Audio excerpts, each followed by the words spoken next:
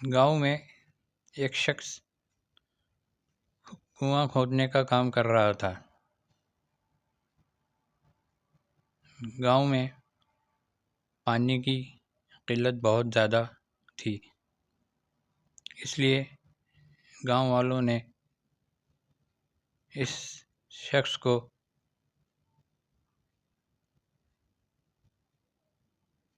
کنواں کھودنے کے لیے بلایا تھا تاکہ گاؤں کے لوگوں کو پانی کی قلت سے نجات مل سکے۔ اس شخص نے کنواں کھودنا شروع کیا۔ اس نے تقریباً 30 فٹ کنواں کھودا، لیکن پھر اسے پانی نظر نہ آیا۔ وہ شخص پریشان ہو گیا اور گاؤں کے چودھری سے کہا کہ یہاں پانی نہیں ہے، اس لیے مجھے دوسری جگہ کنواں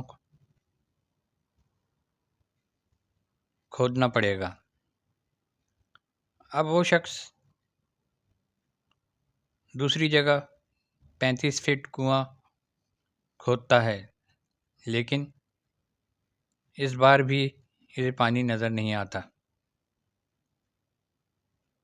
وہ شخص بہت پریشان ہو جاتا ہے اور اپنا صبر کھو بیٹھتا ہے۔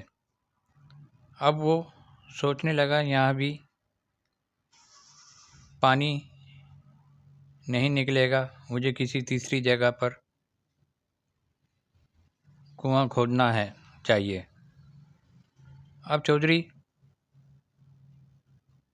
سے بات کرنے کے بعد وہ پھر دوبارہ تیسری جگہ کنواں کھودنے لگا۔ یہاں پر وہ 40 فٹ کنواں کھودتا ہے، لیکن اسے یہاں بھی پانی نظر نہیں آتا۔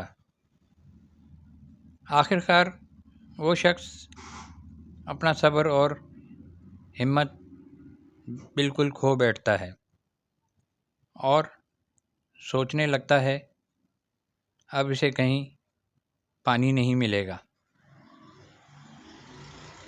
اب مایوس ہو کر وہ دوبارہ گاؤں کے چودھری کے پاس جاتا ہے اور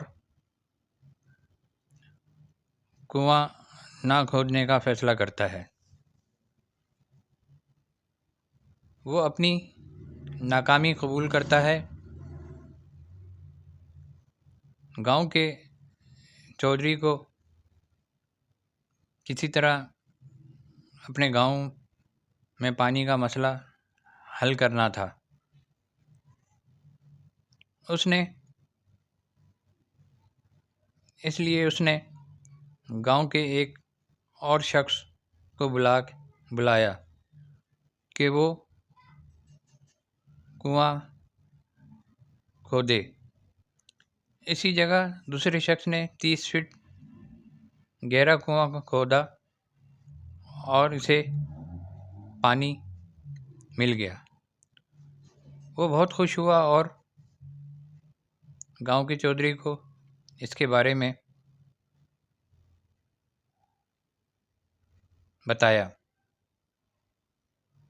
گاؤں کا چودھری اس سے بہت خوش ہے اور بدلے میں اسے انعام بھی دیتا ہے۔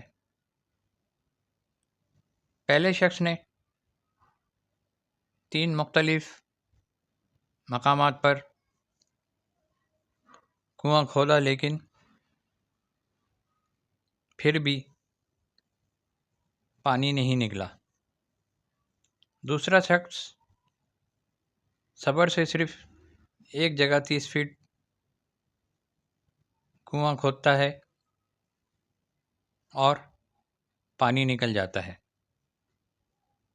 اگر پہلا شخص صرف ایک ہی جگہ کنواں کھودتا تو شاید وہ پانی نکالنے میں کامیاب ہو جاتا، لیکن کامیاب نہ ہونے کی وجہ صرف صبر تھا، جس سے وہ ہاتھ دھو بیٹھا اور بار بار اپنی جگہ بدلتا رہا۔